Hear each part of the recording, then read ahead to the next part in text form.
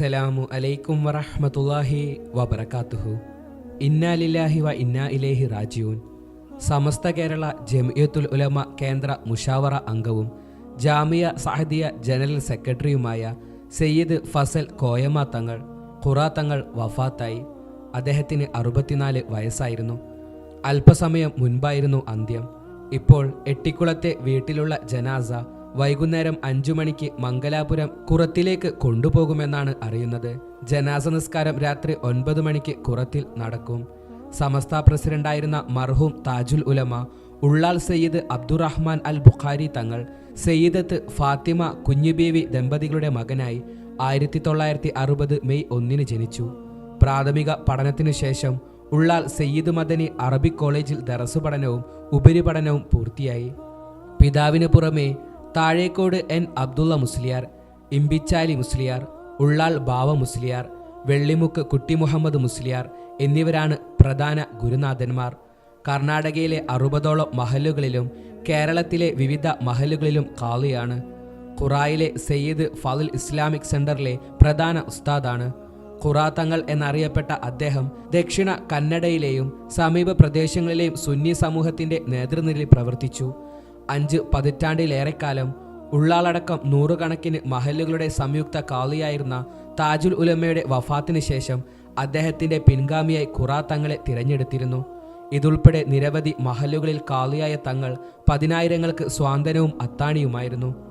സമസ്ത കണ്ണൂർ ജില്ലാ പ്രസിഡന്റ്, ദക്ഷിണ കന്നഡ സംയുക്ത ജമാഅത്ത് ഖാളി, Jamia Saadiya Arabiya general secretary, Ettikulam Thajul Ulama education centre general secretary തുടങ്ങിയ ചുമതലകൾ വഹിക്കുകയായിരുന്നു. Al Khidmath Sunniya award, Jamia Saadiya Bahrain committee award എന്നിവ അദ്ദേഹത്തിന് ലഭിച്ചിട്ടുണ്ട്. അല്ലാഹു സുബ്ഹാനഹു വ തആല അദ്ദേഹത്തിന് എത്ര പവിത്രമാക്കപ്പെട്ട ദിനമാണ് നൽകിയത്. പവിത്രമായ ദിനത്തിലാണ് അദ്ദേഹത്തിന്റെ മരണം. അതേ, ഇസ്ലാമിക കലണ്ടർ പ്രകാരം ആദ്യത്തെ മാസമായ മുഹറത്തിന്റെ ആദ്യ ദിനം അദ്ദേഹം ഈ ലോകത്തോട് വിട പറഞ്ഞിരിക്കുകയാണ്. നമ്മുടെ വിശ്വാസപ്രകാരം റമളാനിന് ശേഷവും ഏറ്റവും പ്രാധാന്യം കൊടുക്കുന്ന മാസമാണല്ലോ മുഹറം മാസം. നമുക്കറിയാം, ഈ മാസത്തിന് ഒരുപാട് പ്രത്യേകതകളുണ്ട്. 10ഓളം പ്രവാചകന്മാരെ പല പ്രതിസന്ധികളിൽ നിന്ന് അല്ലാഹു സുബ്ഹാനഹു വ തആല രക്ഷിച്ചെടുത്ത ഒരു മാസം കൂടിയാണിത്. അതേ, ഇബ്രാഹിം നബി അലൈഹിസ്സലാമിനെ അഗ്നികുണ്ഡത്തിൽ നിന്നും രക്ഷിച്ച സമയം, യൂസഫ് നബി അലൈഹിസ്സലാം മോചിതനായത്, അയ്യൂബ് നബിയുടെ മാറാവ്യാധി സുഖപ്പെട്ടു, മൂസാ നബിയുടെ നേതൃത്വത്തിൽ ഇസ്രായേൽ ജനതയെ ഫറോവയിൽ നിന്നും മോചിപ്പിക്കുകയും ചെങ്കടലിന്റെ ആഴങ്ങളിലേക്ക് ഫറോവ മുങ്ങിത്താഴുകയും ചെയ്തു. ദാവൂദ് നബിക്ക് പാപമോചനം കിട്ടിയത് ഈ ദിവസമാണ്.